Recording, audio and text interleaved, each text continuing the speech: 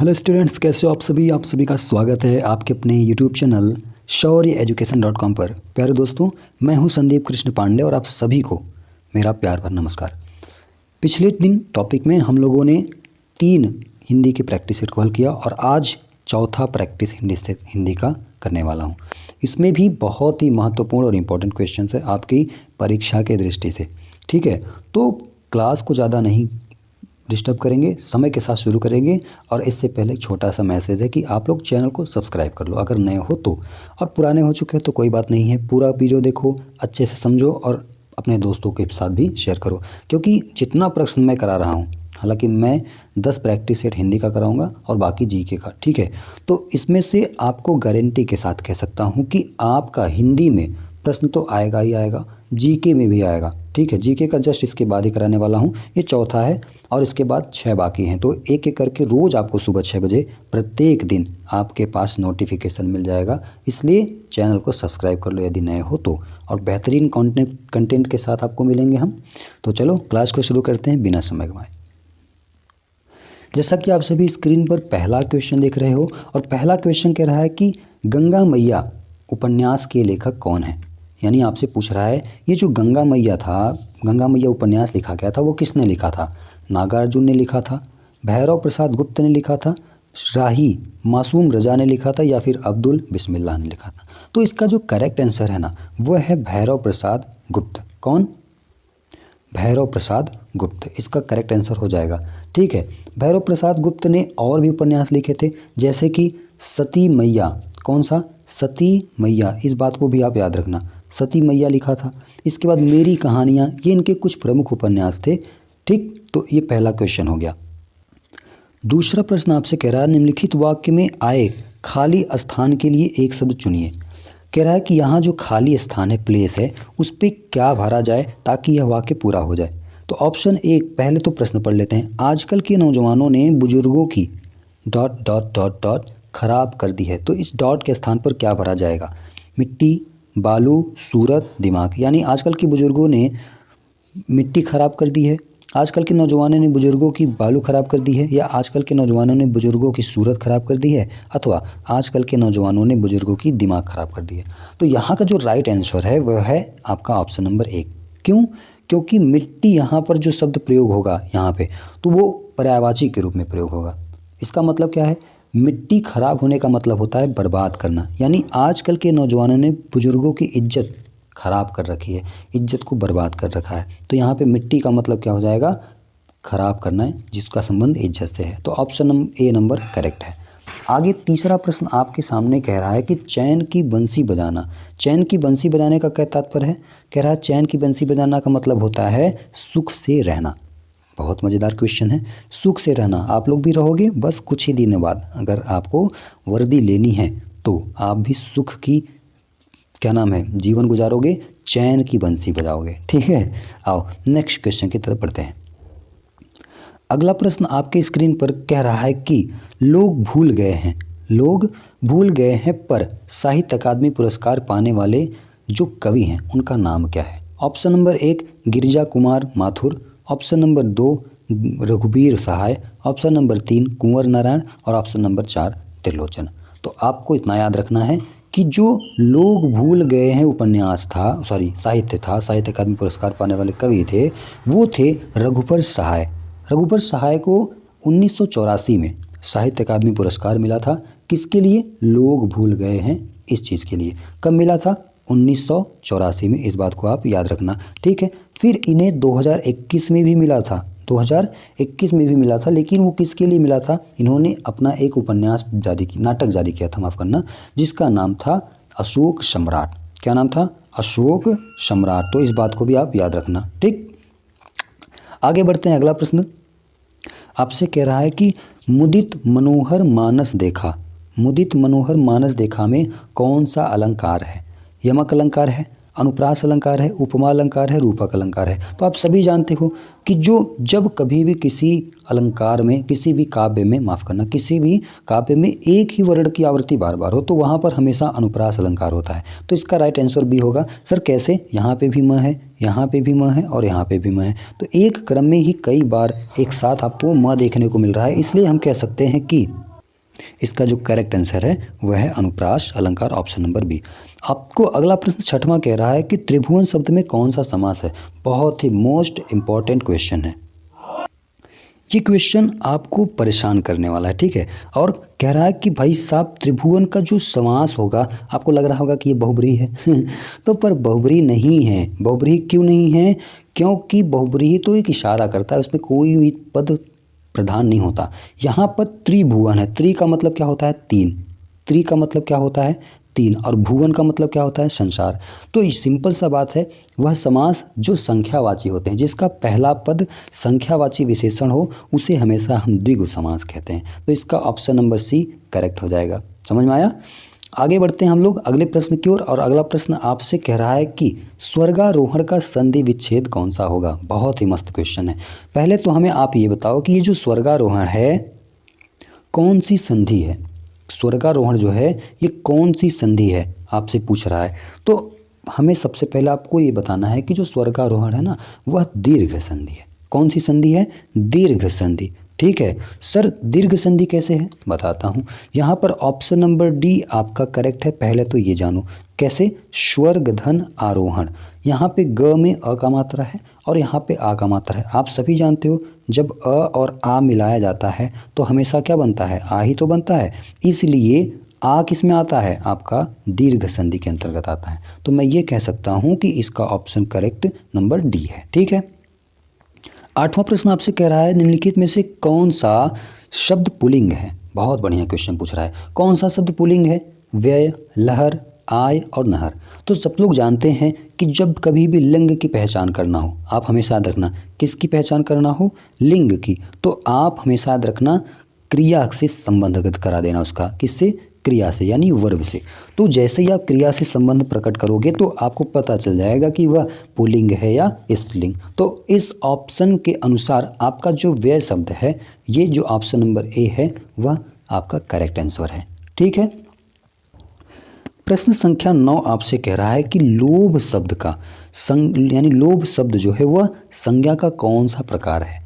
भाववाचक संज्ञा है, व्यक्तिवाचक संज्ञा है, जातिवाचक संज्ञा है या फिर समूहवाचक संज्ञा है। तो पहले तो ये समझो कि जो लोभ शब्द है ना, ये भाववाचक संज्ञा है। कैसे? भाववाचक संज्ञा किसे कहते हैं? जिस संज्ञा से किसी वस्तु के गुण, दोष, दशा एवं उसके धर्म तथा अवस्था की बोध का ज्ञान हो, तो हम उसे कहते हैं भाववाचक संज्ञा। तो लोभ एक प्रकार से क्या है? लोभ आपका एक भाव बता रहा है, एक गुण बता रहा है कि वह बहुत लोभी व्यक्ति है। यानी वह व्यक्ति तो है लेकिन उसका गुण क्या है? लोभी, लोभ का गुण है। तो एक प्रकार से यह भाववाचक संज्ञा हो जाएगा। अगला प्रश्न आपके स्क्रीन पर कह रहा है कि उसने कहा था, यह किसकी कहानी है, यानी यह किसके द्वारा लिखी गई है यह कहानी। चंद्रधर शर्मा गुलेरी, भीष्म साहनी, माधव प्रसाद मिश्र और प्रेमचंद्र। तो आप सब इतना याद रखना कि इसका जो राइट आंसर है वह है option number A, Chandra Sharma Guleri. ठीक है। इन्होंने ये जो आप उसने कहा था, जो कहानी लिखा था, वो लिखा था 1950 में, 1915 में। और आपको पता भी है ना कि 1915 में गांधी जी लौट कर आए थे इंडिया। कब? 9 जनवरी 1915 को। इसीलिए हम लोग क्या करते हैं? 9 जनवरी को भारत में क्या मनाते हैं? भारतीय प्रवासी दिवस। अगला प्रश्न आपसे 11 नंबर पे कह रहा है कि सर, केंद्रीय हिंदी निदेशालय भारत सरकार द्वारा प्रकाशित पत्रिका कौन सी है? विपाशा, भाषा, अक्षर या फिर आजकल। तो इसका जो राइट आंसर है वह है बी, भाषा। भारत सरकार द्वारा केंद्रीय हिंदी निदेशालय तथा भारत सरकार द्वारा जो पत्रिका प्रकाशित है भाषा, यह द्विमासिक है। कैसा? द्विमासिक। द्विमासिक मतलब हर 2 महीने में एक बार प्रकाशित की जाती है। ठीक है। और इसके पढ़ने वाले लोगों की भी संख्या क्या है? भरपूर मात्रा में है। तो इसे भी आप याद रखना। बढ़ते हैं अगले प्रश्न की ओर और मुझे आशा है कि आप लोगों को बहुत मज़ा आ रहा होगा। ठीक है। क्वेश्चन नंबर 12 आपसे कह रहा है कि निम्न में से कौन सा शब्द उपसर्ग रहित है। मतलब इसमें चारों विकल्प में कौन सा ऐसा शब्द है जिसमें कोई भी उपसर्ग नहीं है। ऑप्शन नंबर 1 न्यून, ऑप्शन नंबर बी विधान, ऑप्शन नंबर डी उज्ज्वल और ऑप्शन नंबर सी उज्ज्वल और ऑप्शन नंबर डी त्र्यंबकम। तो यहाँ पे एक चीज़ आपको याद रखना है कि जो न्यून शब्द है ना, इसमें नी उपसर्ग है। क्या है? नी धन ऊन मिल करके क्या बना है, न्यून। विधान, भाई साहब सीधा सीधा दिख रहा है, इसमें क्या उपसर्ग है, वी। इसके बाद उज्ज्वल, ये एक प्रकार से आप सभी जानते हो कि यह आपका व्यंजन संधि है, तो इसमें उत उपसर्ग है। तो लास्ट बचा है डी, इसमें कोई भी उपसर्ग प्रयोग नहीं हुआ है, अतः इसका ऑप्शन नंबर डी क्या है, करेक्ट है। ठीक। प्रश्न संख्या 13 आपसे कह रहा है निम्न में से कौन सा शब्द तद्भव नहीं है, यानी इन चारों में से एक ऐसा शब्द है जो तद्भव नहीं है बल्कि वह तत्सम है। तो चना, भाई चना भी आपका तद्भव है, क्यों, क्योंकि चना का तत्सम चणक होता है, और चणक किसका नाम था, आचार्य चाणक्य के पिताजी का नाम था, तो इसे भी आप याद रखना। चमार, ऑप्शन नंबर बी कह रहा है, तो चमार भी आपका तद्भव शब्द है, ये इसका तत्सम क्या होता है, चर्मकार, क्या होता है, चर्मकार, यानी चमड़े का काम करने वाले। इसके बाद चकवा है, ये भी आपका तद्भव शब्द है। चंद्र शब्द है जो क्या है, तत्सम है। चंद्र का तद्भव क्या होगा, चंद्रमा, चंद्र का तत्सम चंद्रमा, और तद्भव क्या होगा, चंद्रमा। तो अब बढ़ते हैं अगले प्रश्न की ओर, और आप सभी से अगला प्रश्न कह रहा है कि रसोई घर में कौन सा समास है। अरे भैया ये तो कई बार परीक्षा में प्रश्न आ गया है। ठीक है, जब कभी भी पूछ ले रसोई घर, स्नान घर, ठीक है, तुरंत मार देना आपको तत्पुरुष समास। क्यों, क्योंकि इसमें क्या प्रयोग किया गया, रसोई के लिए घर, तो एक शब्द आया ना के लिए, तो जो ये के लिए है ये आपका संप्रदान तत्पुरुष है, यानी संप्रदान तत्पुरुष समास है, क्योंकि तत्पुरुष समास के 6 प्रकार होते हैं, उन 6 में एक प्रकार है संप्रदान। तो मुझे आशा है आप लोगों को बहुत बढ़िया से समझ में आ रहा होगा। ठीक है, बढ़ते नेक्स्ट क्वेश्चन की तरफ। अगला प्रश्न आपसे कह रहा है कि निम्नलिखित में से कौन सा शब्द पुल्लिंग है, पुल्लिंग की पहचान करने के लिए आपको कह रहा है। तो प्लेट शब्द, तलवार शब्द, पायल और कैमरा, तो इसका जो राइट आंसर है वह है कैमरा, और कैमरा क्या है, एक अंग्रेजी भाषा का शब्द है, इसे भी आप याद रखना। कौन सी भाषा का, अंग्रेजी भाषा का। ठीक है, आपसे 16 नंबर प्रश्न कह रहा है निम्नलिखित में से कौन सा शब्द भाव शब्द का अर्थ नहीं है। वाह, बहुत बेहतरीन क्वेश्चन पूछ रहा है कि भाव शब्द का अर्थ नहीं है। विचार, भाई भाव विचार है।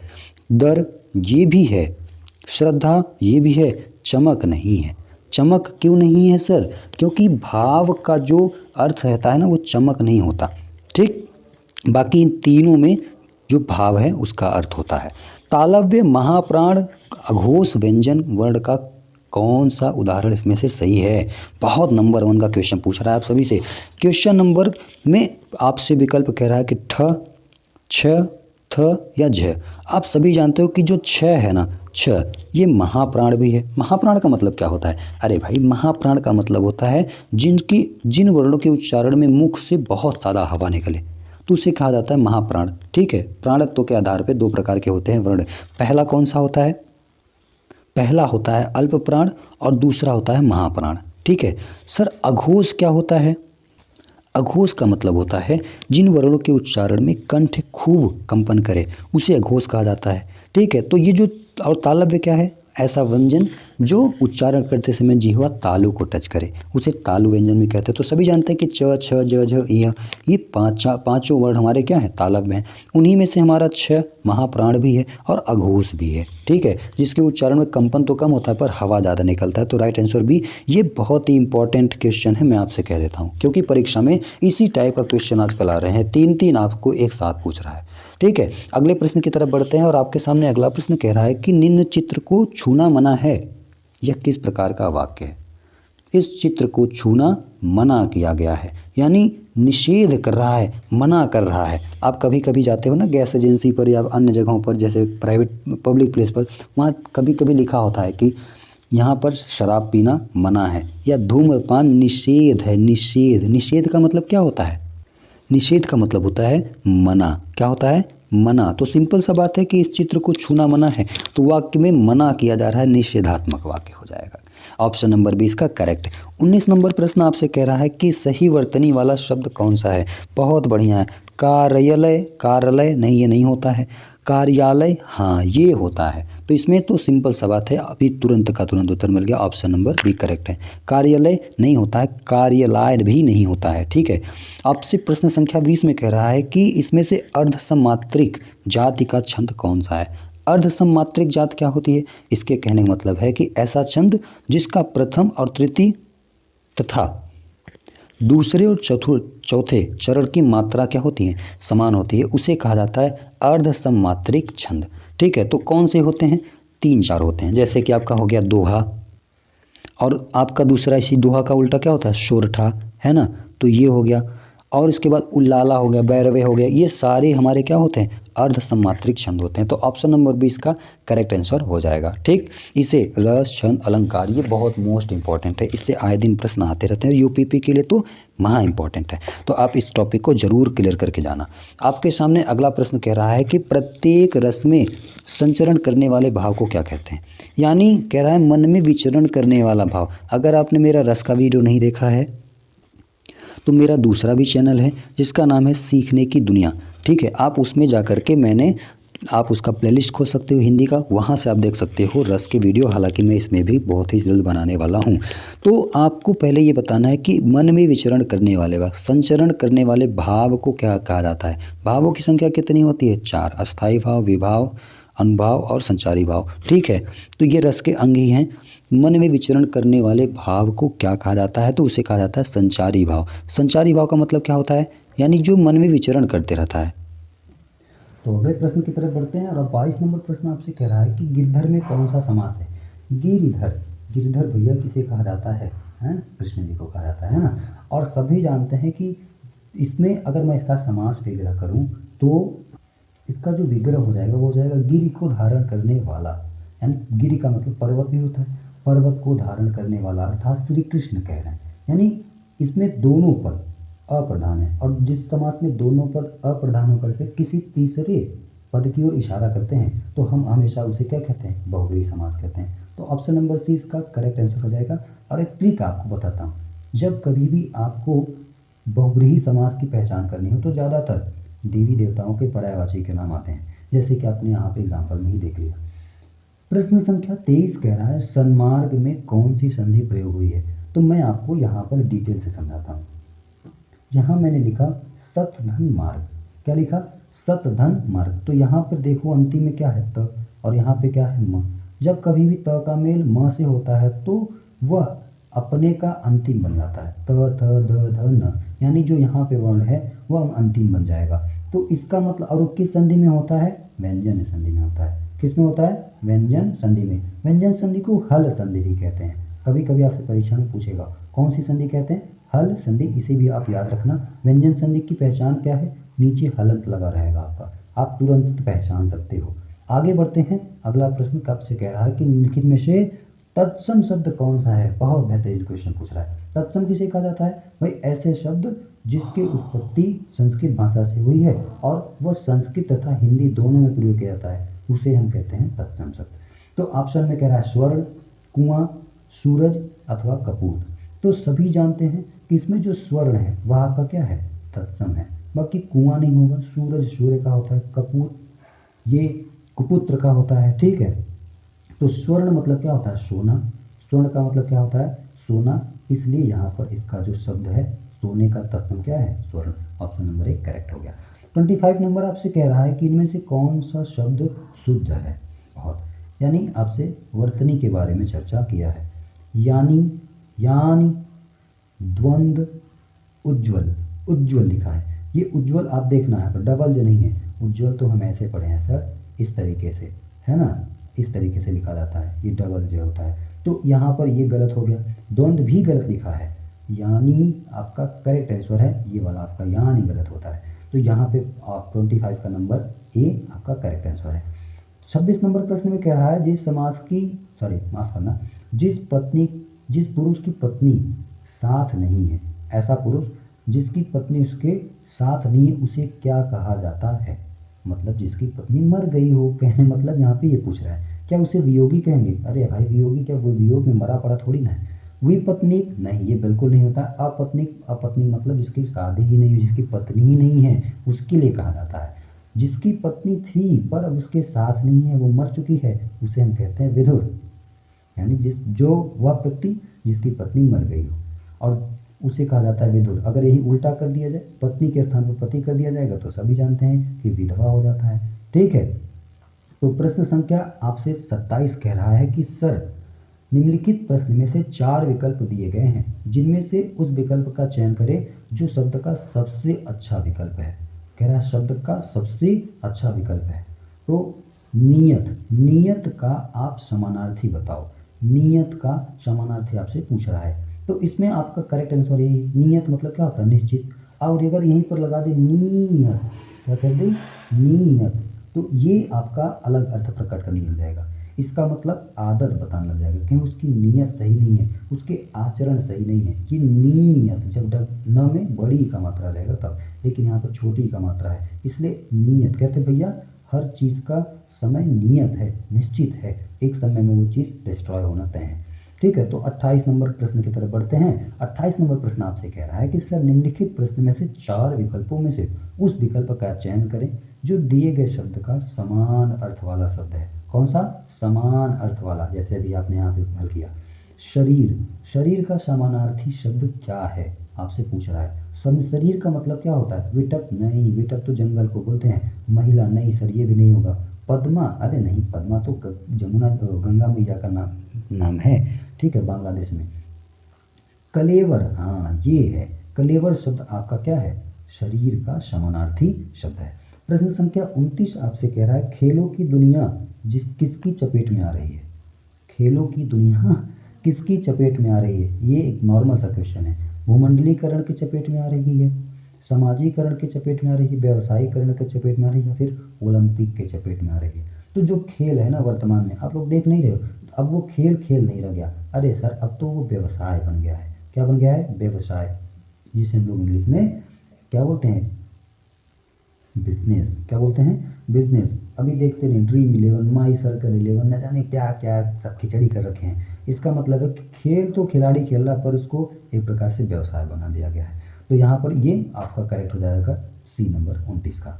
आपके सामने प्रश्न संख्या 30 कह रहा है कि निम्नलिखित में से 4 विकल्प दिए गए हैं, उन चारों विकल्पों में उस सही शब्द का चयन करें जो रेखांकित शब्दों का सही अव्यय का भेद हो।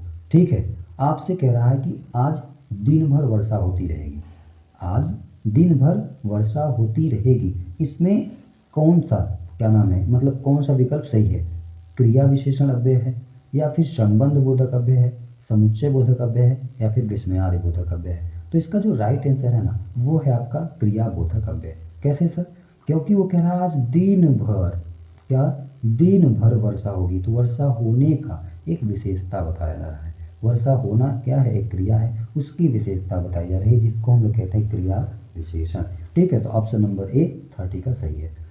31 नंबर, इसे थोड़ा सा आप लोग ध्यान से देखना पढ़ना, और ये परीक्षा में आपसे पूछता है। कह रहा है कि सर डेजिग्नेशन का हिंदी पर्याय क्या है। डेजिग्नेशन का हिंदी अर्थ क्या होता है। ऑप्शन ए गंतव्य, ऑप्शन बी पदनाम, ऑप्शन डी सी प्रतिनियुक्ति, ऑप्शन नंबर डी अभिकल्पन। तो इसका जो राइट आंसर है वह है आपका बी पदनाम। डेजिग्नेशन को हमेशा पदनाम कहा जाता है, यानी कौन से पद पर हो आप, उसको अगर कोई पूछता है इंग्लिश में तो कहते हैं ना कि विच इज़ योर डेजिग्नेशन, आपका जो पद है उसका नाम क्या है, आप एसीपी हो, डीएसपी हो, सिपाही हो, दरोगा के पद पे हो, ये आपको बताने का कहता है। प्रश्न संख्या 32 यानी 32 नंबर में आपसे कह रहा है कि इसमें स्त्रीलिंग शब्द कौन सा है, सहयोग, भूमिका, संस्कार और योगदान। तो इसका जो राइट आंसर है वह है भूमिका। भूमिका शब्द क्या है, भूमिका कई लड़कियों का नाम भी है भूमि, है ना, आपने देखा होगा। तो इसका जो राइट आंसर है वह है बी। तो मुझे आशा है कि आप लोगों को 32 के 32 प्रश्न समझ में आए होंगे और इसे कंठस्थ कर लेना। मैं तो ये आपसे कहना चाहूँगा कि आप इसे कम से कम दिन भर में 1-2 बार दोहरा के देखा करो, तो आपको वो चीज़ जल्दी जल्दी याद हो जाता है। ठीक है, और वीडियो अच्छी लगी हो तो अपने दोस्तों के साथ ज़रूर शेयर करना। मिलते हैं अगले वीडियो में, तब तक के लिए जय हिंद, राधे राधे, वंदे मातरम।